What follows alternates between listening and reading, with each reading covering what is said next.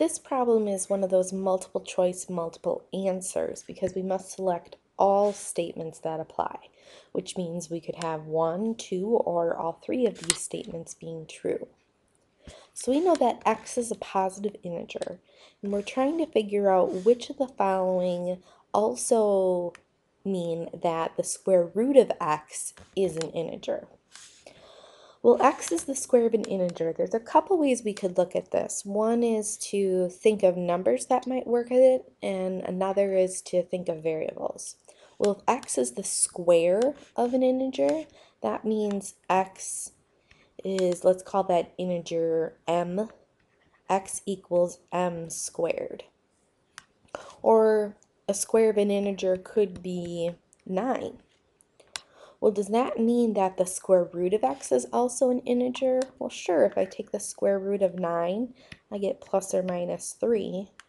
And taking the square root of m, I get plus or minus m. So A provides sufficient additional information. Now, the square root of x is the square of an integer. This is even a little bit more complicated. So that means that the square root of x equals the square of an integer.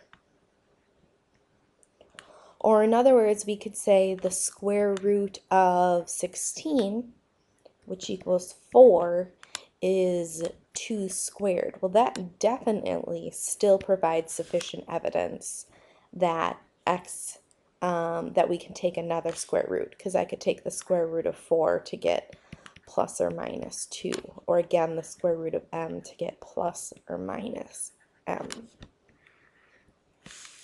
Now x is between 0 and 9. Well, we've already seen that numbers like 4 might work, but what about 7? If I take the square root, if x equals 7, and I take the square root of 7, do I get an integer? No, I don't. So we can't just choose x as a positive integer and necessarily find out that the square root of that number is also an integer. So C does not work. Therefore, A and B are our final answers.